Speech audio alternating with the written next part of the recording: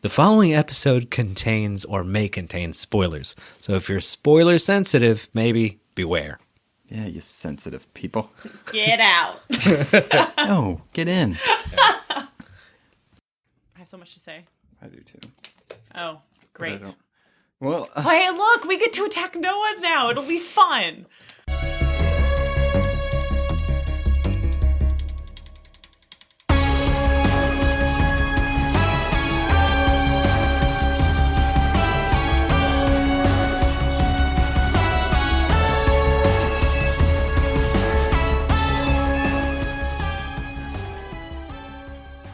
God. This is going to be fun. All right, welcome to the Phantom Zone. 3 fans, 1 podcast, in a sea of comics. I'm Noah. Kayla. Jared. Yeah, and today, Dark Phoenix review. Yay! And also, aw. Hey. Because the series is over. Yeah. I'm so sad. I will fight you, Noah. I've watched a lot of reviews on this now.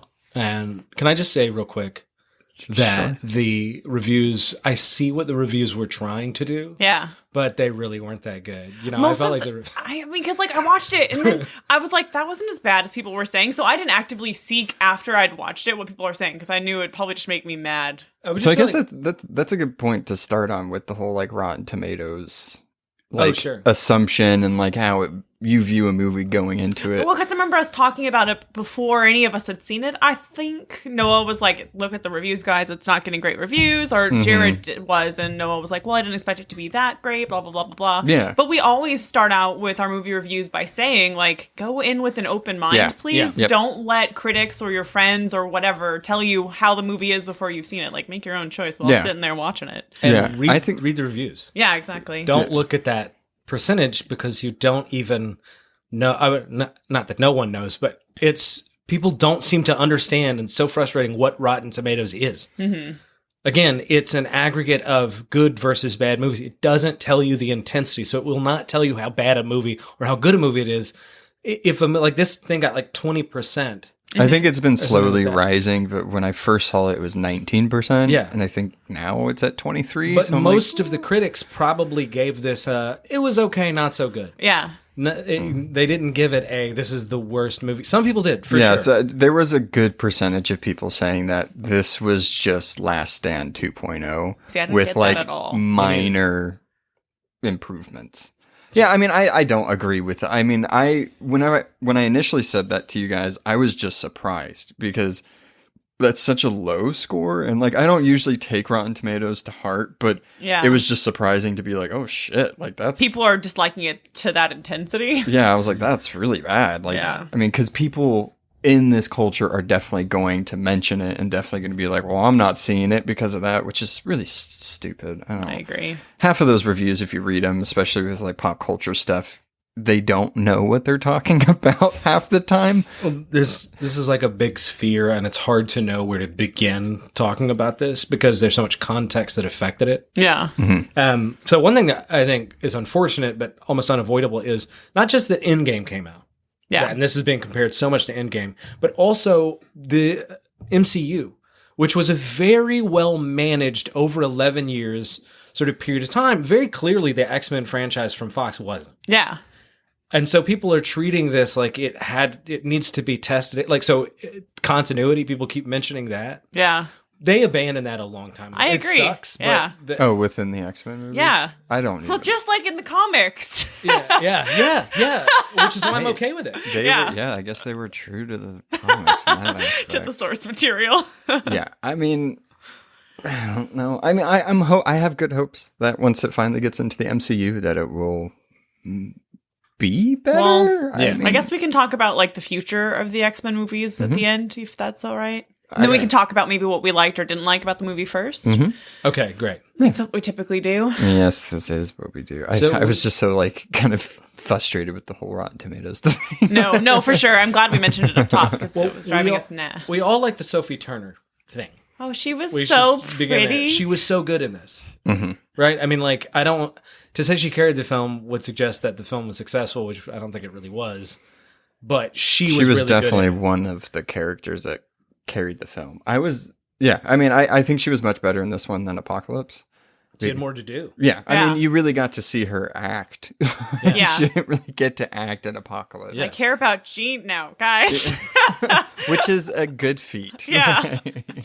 So, but I think some of the problem with this about why the gravity of this never really hits you is that I think that before we never really got to know Jean Grey in this. Yeah. And then her character feels pretty disconnected from Famke Janssen's Jean Grey, and she already had a Dark Phoenix situation. So we assume there's a pretty big break in that continuity. Yeah. So a lot of this is like, I can't believe this is happening to Jean, but we don't really know Jean in this. I mean, I know her, and you guys know her from that she's a comic book character, but but either way, Sophie Turner, with the little context they had going in this, I think really did sell it. Yeah, I agree. As Jean and as Phoenix. Yeah, I mean, I think overall most people acted very well in this movie. Yeah. Yeah, I think so too. With a few weird choices, I guess, in their acting. Like, so Mystique, I wasn't really impressed with her this time around. I think in First Class she was really good, and I was hesitant about Jennifer Lawrence being her. But it just kind of fell off. Oh, I was like, kill her again. I've never really cared much for Jennifer Lawrence's interpretation of the character. And I like how much she means to everyone else in the universe. Like, I felt that was handled very well. People really cared about her. I didn't, so... I think a little too much, though. Like, I think, like, they cared about her too much. Only in, like, who Mystique is as a character. That, like, the whole relationship between her and Professor X, like, went on way too long. Yeah. Like, I think it just left a bad taste in my mouth as far as who that character is. I think you just have to treat this universe as its own thing. I mean, because in this universe, clearly, they were raised together. Yes. They were basically brother and sister. It was so hard to, like, wrap my head around that at first, because I was like, wait, what? Well, so like with that background in mind, Yeah. the reaction in this film makes sense. Oh, for sure. It was just something always in the back of my mind of like, I just want Mystique to finally get to where, like, she is in the comics, or at least like how most people know her, like wearing the white suit. In the future, that might be the direction they take with the character, because it's going to be completely different from this little story. But that kind of brings up one of the things I really enjoyed about the movie was even when the conversations I felt were painful to have to listen to. Do you guys know how hard it is for me to listen to people badmouth Professor X?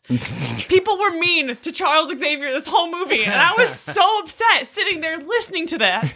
But I felt like the conversations made sense, even if I didn't agree with one side or the other. Like Hank's fight with Charles in the kitchen, I was just like, oh my God. I was going to say that I loved that scene. I just feel like a lot of the conversations between characters felt very authentic.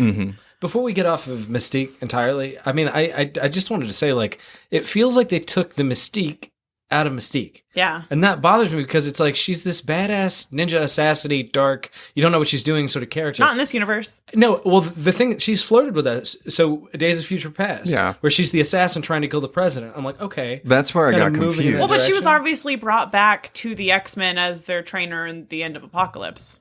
Yeah, but I think that's where like the weird disconnect comes from, because it seems like they were like finally going the route of like Mystique's comic route. Mystique. Yeah, like, you know, how she usually is. And then she's not, and she just flipped and she's this huge pivotal character in the X-Men, which was an interesting take.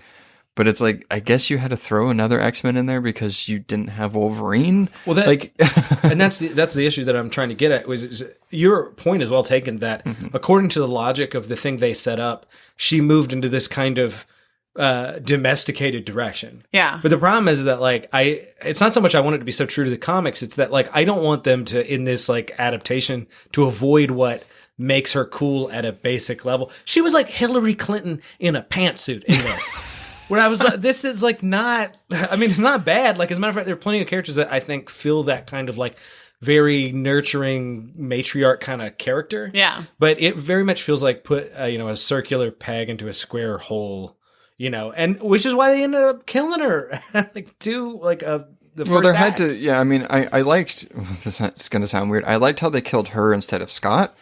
Because we've already seen that, and that's already a story that's been recycled. Leave Scott alone! Yeah, and like, I mean, I guess he's got a curse later on. We can't kill him. Yeah, I mean, she had to do something so bad to let the Phoenix finally come out, or at least like make and her turn waver. like pivotal people in the X universe against her. And in this universe, it made sense that killing Mystique would do that. Yeah, because of her ties to everybody. Yeah, I just feel like because I don't really care much for Mystique, she's cool in the comics, like really cool, but she's not my favorite, and I didn't really care for Jennifer Lawrence's version of Mystique in the movies. That I was like, I don't know. I guess I'm not as invested in that character in particular. No, I'm with you. And then the Charles Xavier Beast fight I get it, but it did feel a bit forced to me.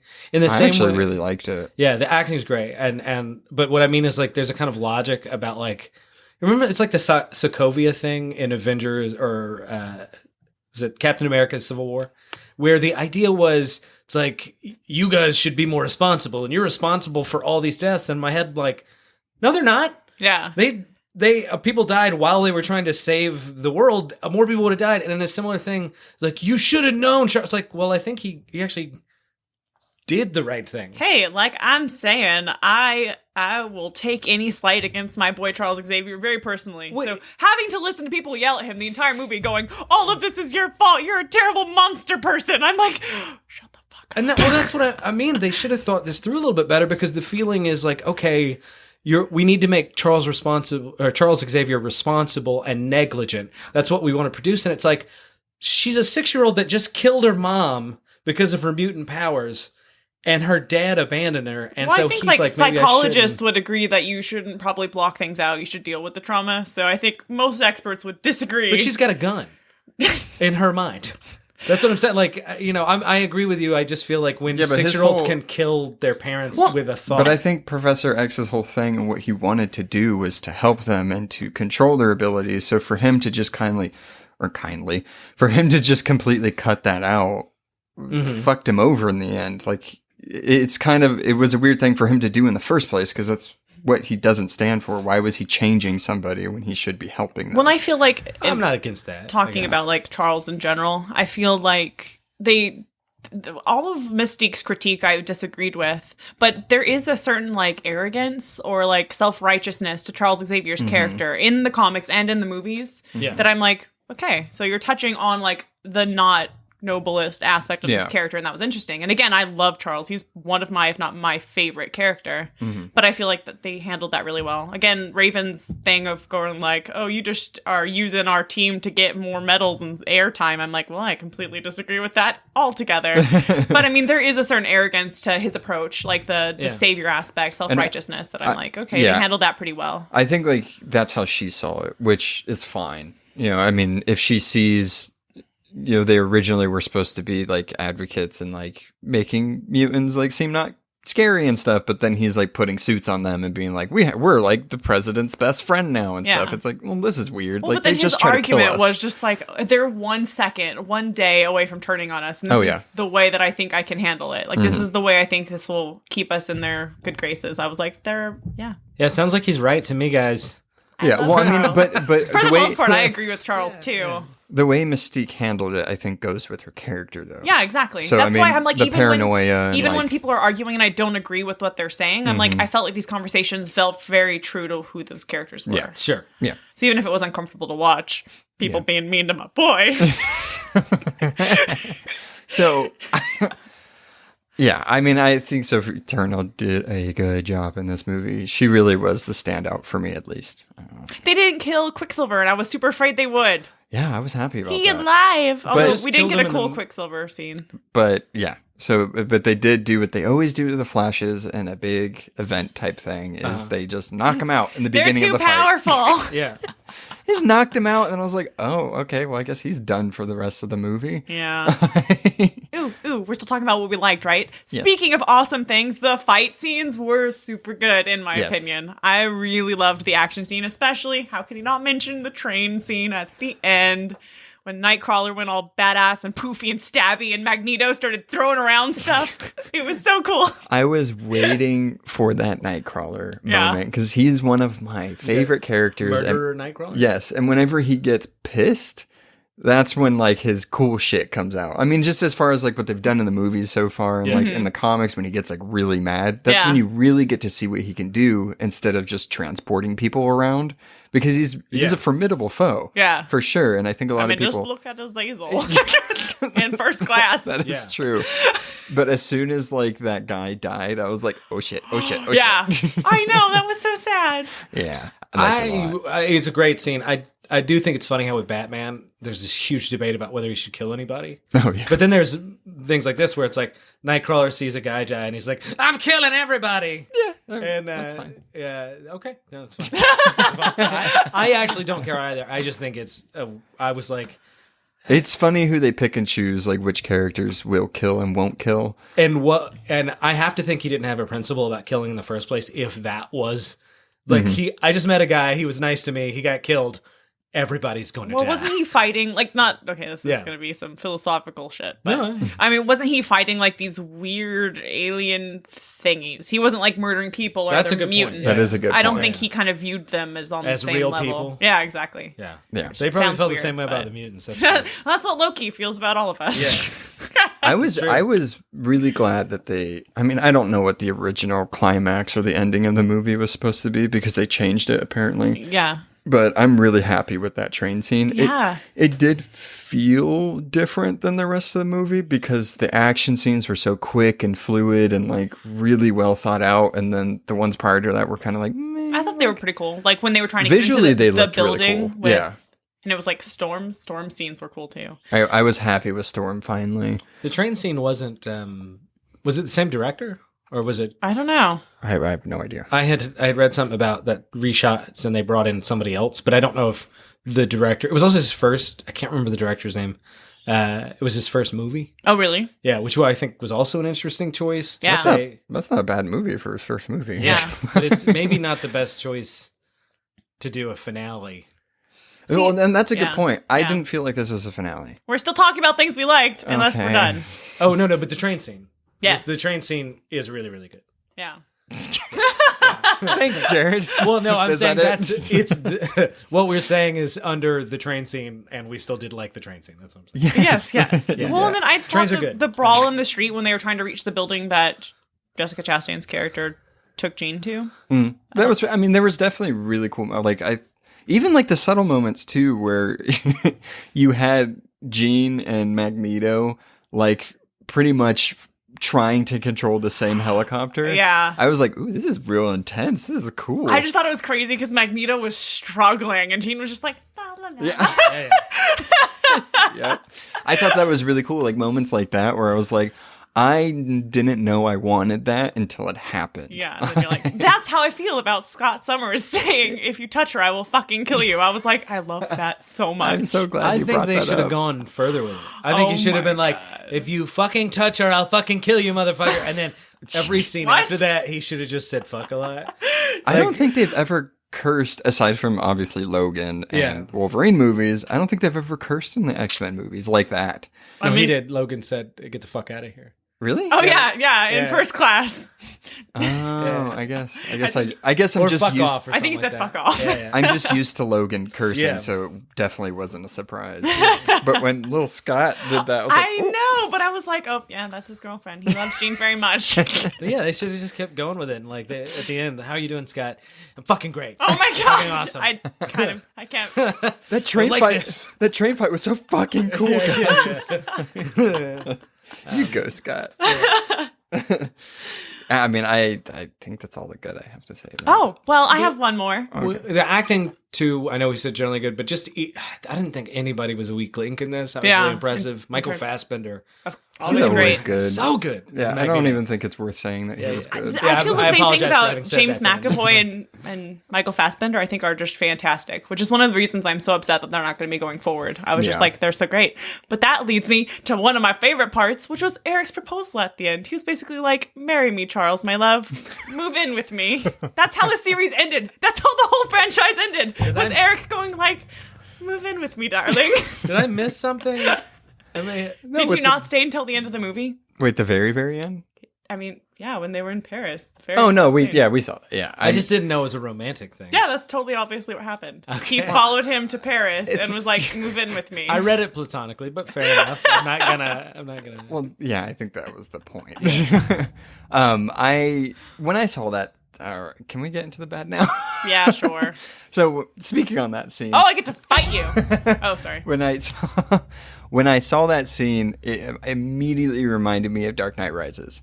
Like, I thought for some reason he was going to, like, look over and see Jean sitting there or something, but it wasn't. But also, I mean, it was whatever. Wait a second. That chess scene.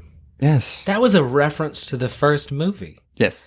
Yeah, I'm just joking. I just thought it was so obvious. Chess is their thing, like, yes. And they were just trying to cheaply make it, like, connect. I didn't like it. But anyway. Well, I think it was a good homage to, like, it's like, oh, this is them starting. Their relationship is one of the most interesting part of any X-Men story for me, so I was happy with it. I love their relationship. I just wish that they had that idea. We were doing the bad, right? Yeah. I just thought they had that idea through the whole movie that this is a finale. It feels like they just tacked on the finale at the ending of the whole franchise at the end of the movie. That's how I feel. I agree. I don't feel like it felt like a final movie like Noah was saying, and then I feel like it shouldn't be the final movie because, again, I like this cast. They just cast the younger generation of X-Men, so I'm just like, why are you now going to abandon all of them? Yeah, I mean, that's weird. I don't know. I don't know why Marvel can't. I mean, we don't know. I mean, we have no idea what they're going to do.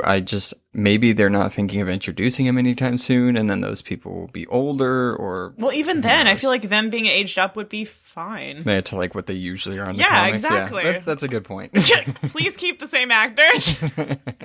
I mean, I'd be fine with some of them being recasted. Like, I think like Nightcrawler can definitely be recasted, and like maybe Beast too. Like, even though I like that actor and like what he did, I mean, he could be recast. I don't really have anything, you know. So speaking of Beast, I always think he's been really weird in the movies as far as like his fight scenes and stuff. Like he'll have really cool moments, but like him like hopping from like hood of the car didn't really make me feel like this was Beast doing that, or like there was any extra ability he was using. You know what I mean? It just seemed like the actor literally playing leapfrog on the cars. Like, it's just something. That Beast fight scenes aren't very great, but that's not something that I guess holds like a lot of weight for me in terms of watching the movie. I mean, it's not so much weight for me. It's just more of like, what they have done, even in the animated stuff, or what he can do in the comics. It was just like, this is weird that they like went this route. Like, I wouldn't be opposed to like a CGI Beast type thing. Yeah. So the director had a lot to do with it too, and you can see like in the train sequence, Beast is awesome. Mm-hmm. Yeah, you know, like where he jumps up on the like across the ceiling, and he's like, I just thought it was great. Like he's using acrobatics. When Eric was like, "Help Storm." Yeah. Yep, I agree. But I also think they've been trying to save money, like they always do, and like, there's no question. I would love to see a gorilla size Hank McCoy. Actually, like a Speedo. You want to talk about production problems with the Beast? Same thing with Mystique, where actors' agents vie that they get FaceTime in the movie. Yeah. And so you miss out on some of the coolest Beast scenes in comics. The aesthetic of him being this giant green gorilla cat thing who has little glasses on. Yeah, blue, sorry. Who has little glasses on and a lab coat. Yeah. Where, you know, that's the fun juxtaposition of this, like, huge monster and you can see it in an image, whereas they always convert him back into the actor. Yeah, so I think that's a good point you brought up, because the X-Men are all about being accepting and, like, feeling at home. Yeah. And I think it's really weird that Mystique and Beast revert back to their normal forms. Yeah. That she doesn't even want to be in. She doesn't even think her real form is. When they're in the mansion. Yeah, that's around other mutants. Yeah. So it's just really weird that it's like, so you still don't feel comfortable with yourself. Like, we're still on this storyline that there's been no progression. Like, it's a really weird choice for me. I mean, I don't know. I know that I guess Jennifer Lawrence was allergic to the makeup that they put on her initially. So like they can only do it a certain amount of time. I don't know. But still, it's a weird choice. Like, I mean, that's neither here nor there. But so Jared did point out that I was laughing at some of the stuff in the movie. Some of it was like out of surprise. Some of it was generally like, I think this is really weird what they're doing. But I think the first time I laughed was when the ship was just spinning. Mm-hmm. Like, you can kind of see it in the distance, just kept spinning. I was like, damn, that's intense. Yeah. God.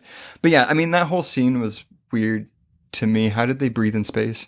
How did Jean breathe in space? Telekinesis? I'm guessing her powers. Yeah. She can hold a bubble of oxygen? That's what I'm thinking too. Okay. They probably, so this has been debated online. They should have just had a second where she does it. Yeah. Where you see a little glimmer of her powers or something like that. But it's well within her power set. So because Quicksilver also was out there. And I think the theory was like he was going to be fast enough to like get back. Quicksilver? Yeah. Because the idea is like he was going to... I mean, I'm just saying if we're going to decode the scene, he's going to teleport him over there. They were going to grab some shit and teleport him back. I think was the idea. Okay.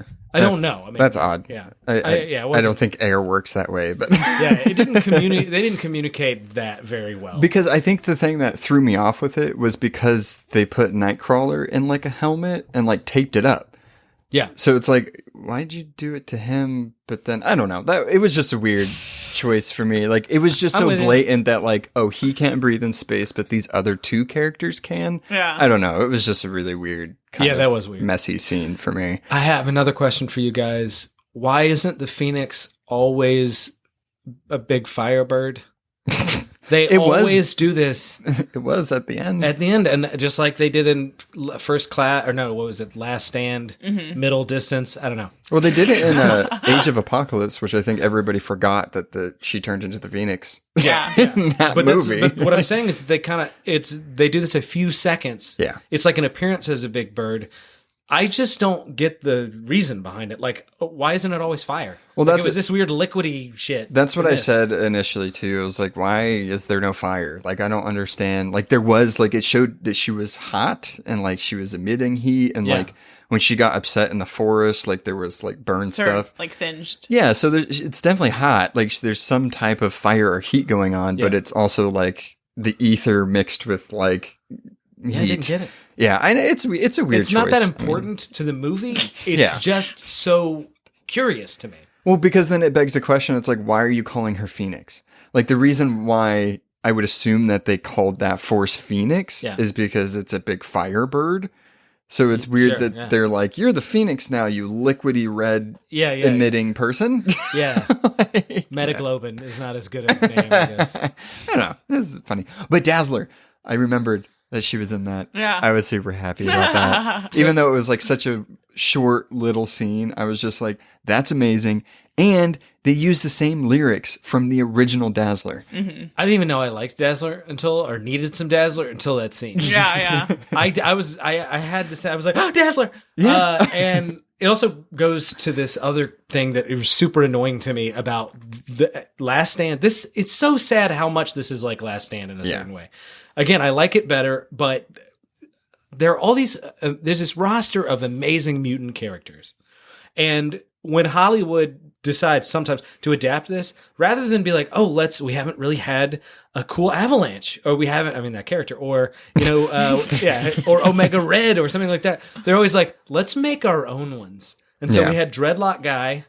And Ball, and every time they do this, it happened in Last Stand. It happened in this one. I think it's happened in every. They X-Men always look like the Matrix 2 people, where they're all it's like this weird ravey kind of like. They always look kind of wet. Well, because it emits like Brotherhood of Evil type stuff. I don't know. But that's how happy would everybody have been? No backstory, just like a character is Mega Red. It's a Russian guy with long hair, red accents, and tentacles. Yeah. You wouldn't have had to say anything. Azazel, like, nobody was really pissed that Azazel wasn't well explored because he looked just like the comic and he was a badass. And he did exactly what he does in the comics. Yeah, I mean, it's really weird that they, like, because I know we were talking about it, like, Calypso from Last Stand, I believe. Yeah. It was just the name. It was just her name. Yeah, it wasn't even the character that was actually named Calypso. And the reason it's important, at least to me, is that you can see that they're not designed by comic artist designers. Mm-hmm. They're designed by like Hollywood, costume designers. Like the henchmen designers. Yeah. Yeah, I mean, it is an odd choice. I wish they would show other characters that are actually part of Magneto's little team. I love Dazzler so much for no reason, and I just wanted 9 more of those. So Jubilee was in one of the movies, right? Apocalypse. Yeah. What happened to her? We've never seen her do anything. Question mark. Well, she's just at the school. Yeah. So I think. Well, I thought it was weird they didn't even show her. Yeah, but I think that's a good way for them to kind of be like they're just somewhere on the grounds. You know what I mean? Like, I guess. Yeah. Whatever. before. I mean, I thought it was weird that they've never had her powers. They've had it through the movies, and they've people were super excited when she showed up. In like, what even are her powers? But we're kind of getting off topic because we're doing critique over X-Men movies instead of the Dark Phoenix. This is what people want. They want to hear how I feel about character design and and all of the X-Men Okay, so movies. You're right. So back on track. This movie sucked. No. I don't think it was bad, but I mean, can we talk about the villains? Yeah. Okay. So good and bad here for me. I agree. One is, no, I didn't like them. They're pretty unexplored. They're pretty underdeveloped. I felt like that was the point because Jean's story was supposed to take center stage. Yeah. Mm-hmm. And for a while, she was the antagonist. I just think it was, and this might be weird, but I think it was weird that there's aliens introduced in a movie that's never going to have a sequel. Like, it was just kind of out of left field. That was like, oh, by the way, there's aliens and they're here. Well, so to give the non-comic reader some context, I think the attempt here was really interesting, and it's not getting enough credit because what it was trying to compress, what I think they figured out from Last Stand was, okay, there was more to this Phoenix story that made the story good that we didn't include. You can't just make it about Jean going crazy because she's too powerful. Yeah. So what did we have? We had the Hellfire Club, and we had the Shi'ar whole cosmic jet setting kind of thing that wanted the Phoenix Force. So I think if you know the story of the Hellfire Club specifically, I think his name's Jason Wynn. He's the mastermind. He takes advantage of Jean Grey's vulnerable state and uses his ability to create illusions to kind of make Jean to manipulate him. Yeah. So these aliens did that, and also they represent clearly the cosmic otherness of the Phoenix and stuff like that. So I thought that was actually a creative way to kind of do it. And I did think Jessica Chastain was really good in this. Yeah, I thought so too.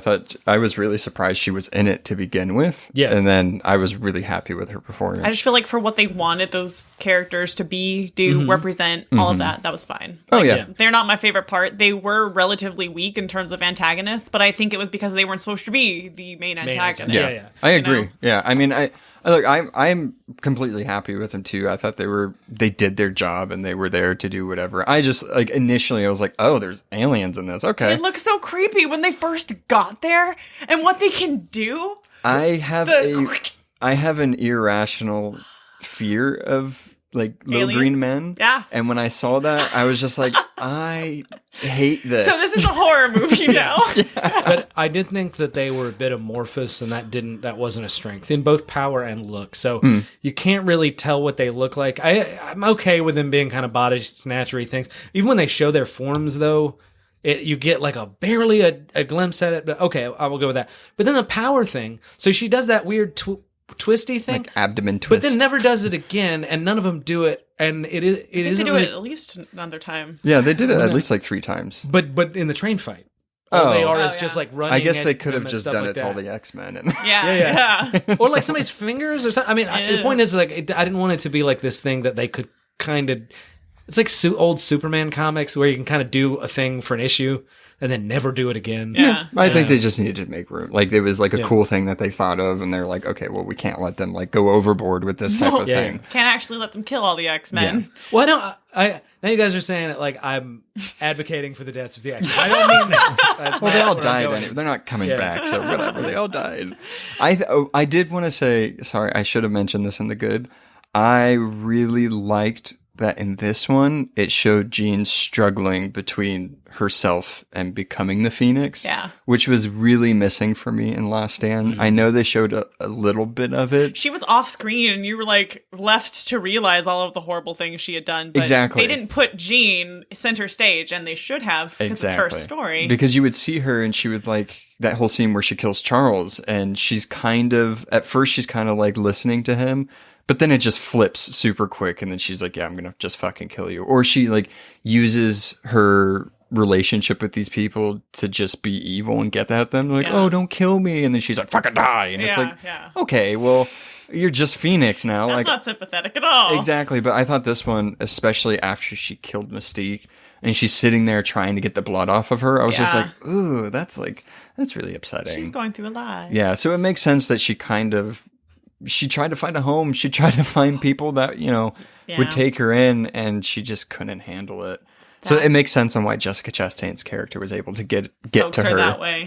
Like, you're a life giver. It doesn't have to be this way. But that brings me to one of the things that I didn't like was the fact that I know it's the freaking Phoenix storyline, but I didn't feel like Jean dying added anything to the movie. No. And I feel like it made it cheesier for some reason, like the voiceover at the beginning and the end of Jean Grey talking and like finding her place and blah, blah, blah. And then her dying at the end. I was just like, this feels cheesy now.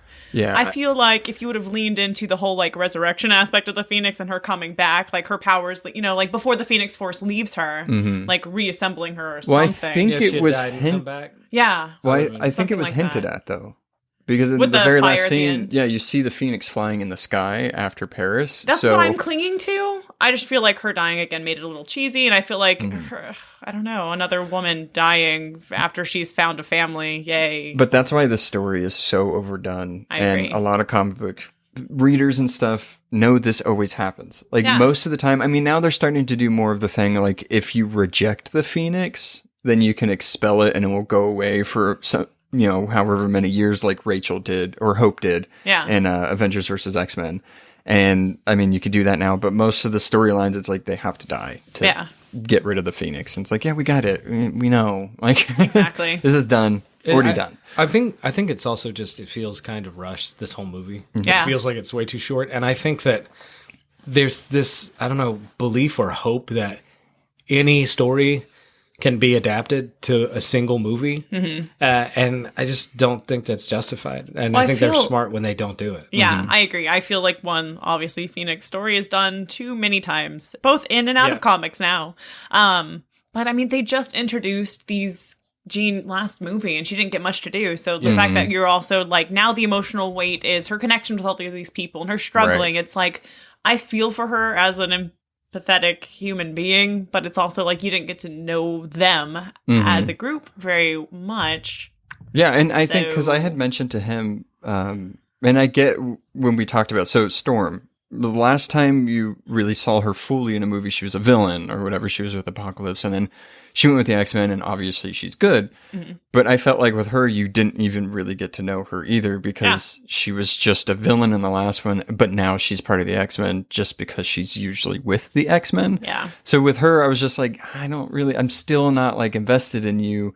Like with most of these other characters are in it, except for Beast and Mystique and Xavier and, you know, Magneto. But I don't know. I think it was definitely rushed in some aspects. Yeah. And the time jump. One, they shouldn't be doing the story in general, but if they had to do it 2 movies, 3 movies from now when we've gotten used to the younger cast. At least then it would hold more emotional weight. I agree. Yeah, also, was Magneto's island supposed to be Genosha? Why did he get Genosha? Why was he allowed to have it? The implication was that they had it was a what do you call it? Like a treaty, a truce, something like that. I think so. Because he mentions he's like, I'm allowed to be here. Or they gave it to us. Yeah. Okay. Well, it was just confusing to me, like from the what he's done, and then they just gave him. You know what I mean? Like, I guess it makes sense, but I just thought it was weird. It ends with them being on kind of quasi good terms. Okay.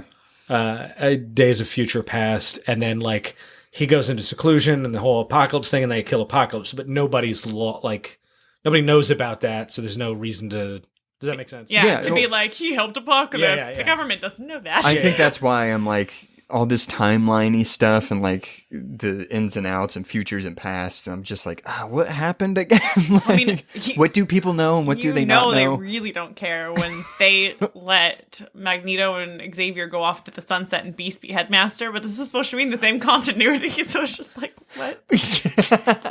Maybe they just went on a vacation for a little bit and then he came back. Yeah, he's just a temporary. I feel like there's just a bunch of themes that this movie is trying to kind of touch on, but it doesn't really get to explore any of them that well. So one of them is this idea of power with Jean Grey and the way in which the mutants are scary, I guess, to the humans and everything like that. And so this idea that Jean flips out and they have this kerfuffle with this military unit, and then the entire world doesn't trust mutants again.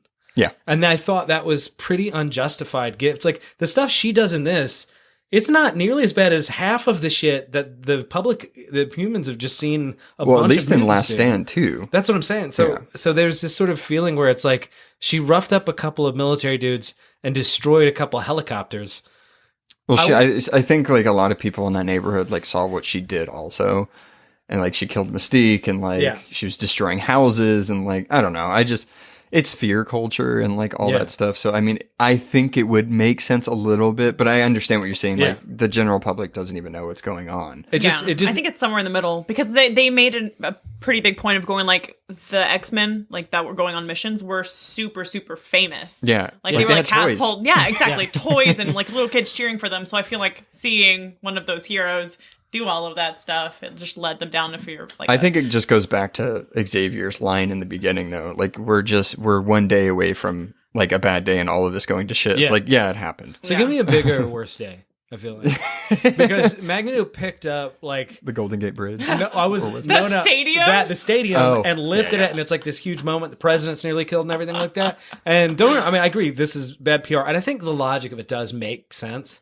But I just felt like. In the comic books, Jean destroys a star that wipes out a civilization. Yep. Yeah. That's why the Shi'ar get involved in the first place. Yep. And I'm obviously not asking for that in this. But it seems like you want a civilization to die. You want a supernova? Just a small town.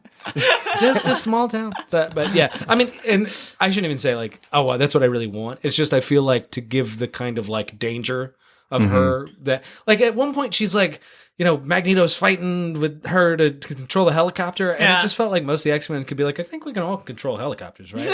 That's something we all of us even the hair guy can control helicopters. That's true. Yeah, I mean, Well, not the end when they were taking them all on the train to the internment camp. I'm like, they had that ready really fast. Yeah. Oh, yeah. Oh, just the train waiting. Yeah, the train and the internment camp that they were taking them to. I'm like, so the government just had all of these internment camps set up just in case.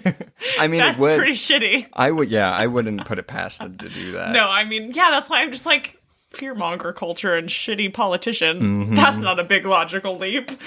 I agree. But more train scene. Can we get back to this train? Because it really was... I mean, if I had a criticism, I wanted more. I did want more of that distributed through the movie. Yeah. And it made me think about, like, when you watch, like, fan edits or fan creations of, like, these sort of things on YouTube, and it's just, like, 20 minutes of nothing but characters that you love fighting. Yeah. It's like, I always think, if they just make a movie where there's 4 of those in a movie and some decent dialogue in the middle, I'm happy. Yeah. So this is boring at some like times. a Hulk versus Wolverine type movie where it's just, like, straight fight the entire time. It's not like that's all I want in a movie, but I just feel like weirdly enough, if you hit those beats, people will at least be like, "Oh, that's pretty fun." I think that's why I'm excited for it to go into the MCU. Yeah, finally, because I feel like the MCU does do that pretty well as far as like having good balance between like story and action scenes and stuff. So, and I think they're just getting bigger with it. Yeah. Obviously, after Endgame, that was gigantic. So, I mean, I guess we'll see. Were there any characters that you wish were in this that we didn't get to see that you felt like it could? There's so many. I mean, Iceman for one, Kitty Pryde. Yeah, I just really like those characters. I don't know, because I feel like you had said, they're trying to do a lot with this movie that I feel they had to focus on the core of the other movies because I knew this would be the last one. So I feel like I agree with you, Jared, when you were saying, like, why don't you just add characters from the comics as those side characters that don't get any, like, dialogue? Yeah. They're just fighting on the side. They're just throwaway characters. Cool. Yeah.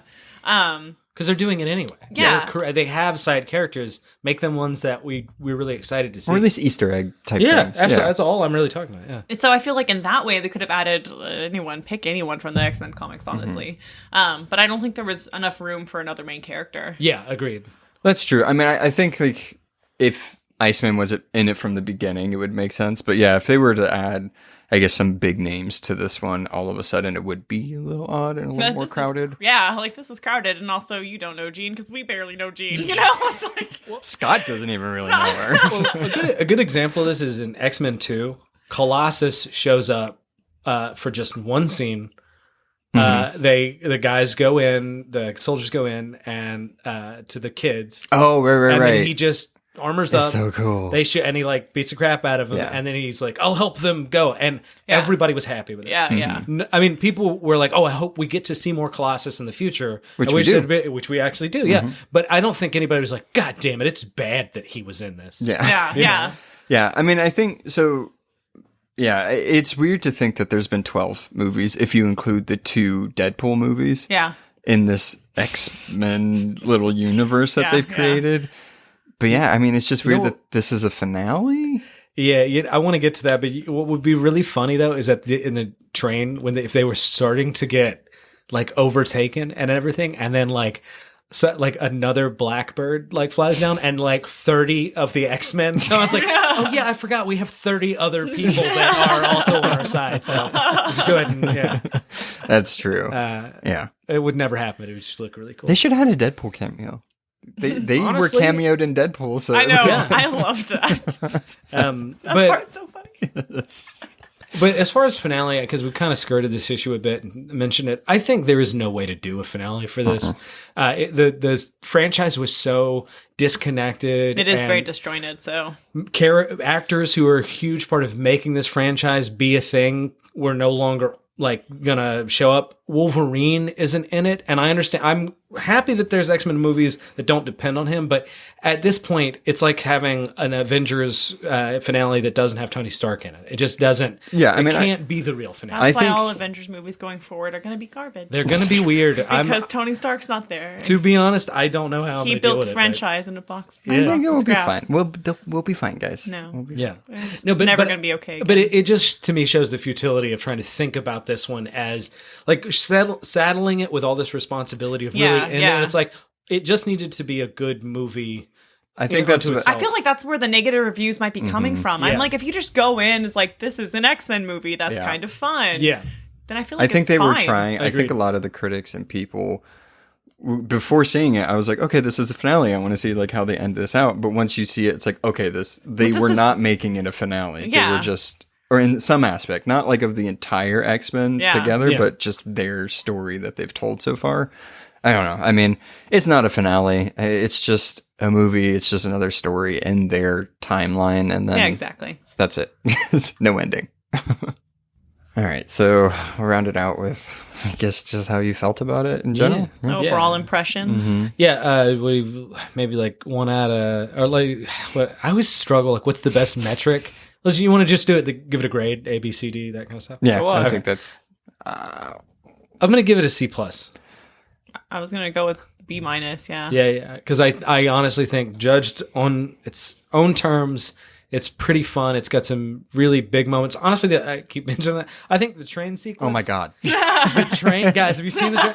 But it might be one of my favorite action sequences in any of the movies. I think, weirdly enough, it stands up over Logan? Any of them.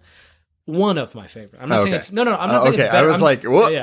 Oh, no, as a matter of fact, I mean, Logan, my favorite things in Logan aren't necessarily the action sequences, even though it has some great ones or whatever. So this one's really good.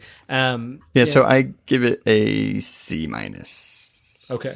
Which is higher than I thought I would give it when I initially came out, because I was ready to fight. Mm-hmm. I'm disappointed I didn't get to throw a punch at you. I mean, I didn't want to shit on the movie completely because it's just more of like the fanboy type stuff. Like, they shouldn't have done this. This character isn't like this. It's like, nobody wants to hear that.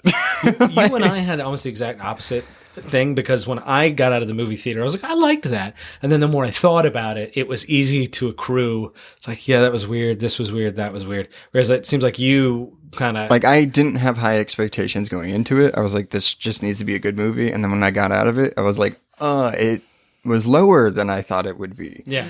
But that was just, I just think because this story is so played out, and I read the comics, so I've seen this story before. We had an X-Men movie that was like this. So it was just like, okay. Well, just real quick, we've said that a lot, like the story has been done a lot, but the attraction to doing it is it's never been done well. Yeah. That's why they keep wanting to do it, is that like they know it's this great story, and they're like, we can do this, guys, and they just haven't really done it. They haven't. And stop. Yeah. I mean, B- is probably generous, but I'm just very fond of the actors, like certain actors and their interpretations of the characters. The story itself, I didn't feel like it was as cringy as everyone was making it out to be. So I definitely agree with that. A little bit defensive of it. So yeah, I think if it wasn't for the actors and how well it was acted, and definitely some of the pluses in the movie, it wouldn't have been a good movie. I love X-Men, so I'm just like, I'm super fond of them in general. It takes a lot for me to be like, I hated the X-Men movie.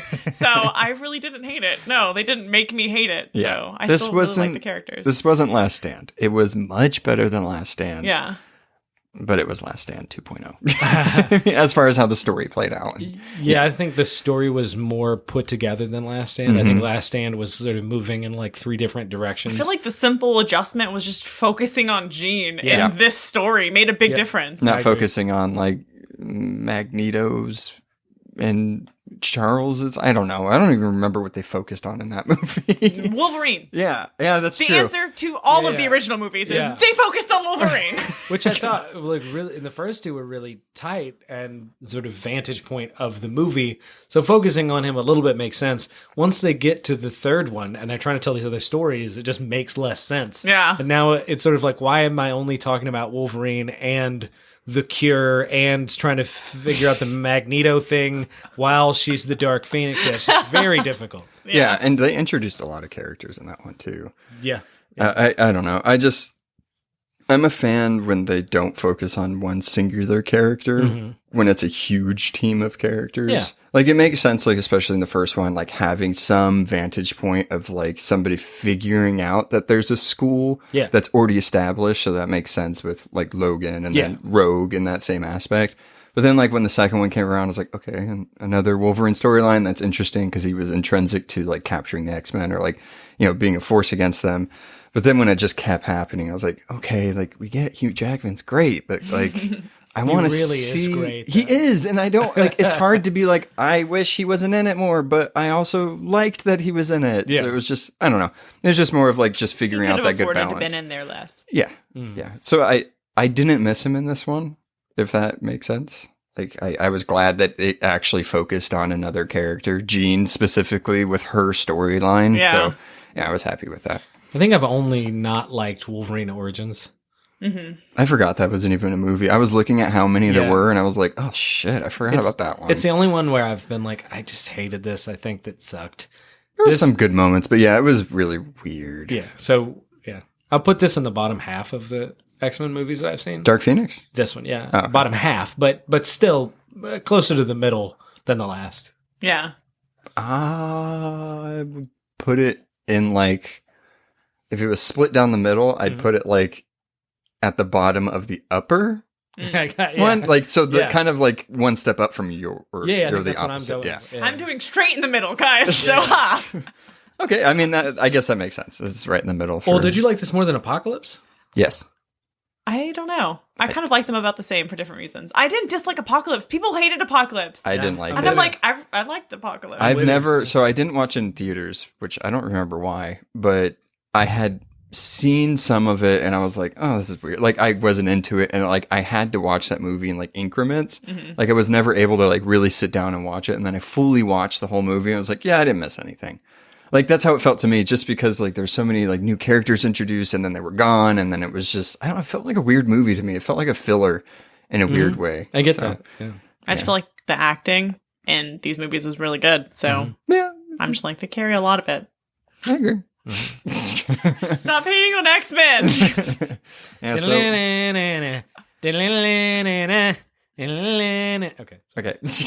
thought we could end on that, but I guess go see Dark Phoenix and make your own opinions about it. And don't add us. I don't think it's a waste of money. No, add us. Like, I'm only saying because like I like to see opinions, and then like if there are ones that don't like agree with it, and then I'm like, see, Kayla, there's somebody that agrees with me. I'm just kidding. Don't do that. All right. Thanks, guys. Ha! Thanks for listening. Follow us on Facebook, Instagram, or Twitter at The Phantom Zone Pod for more podcast updates.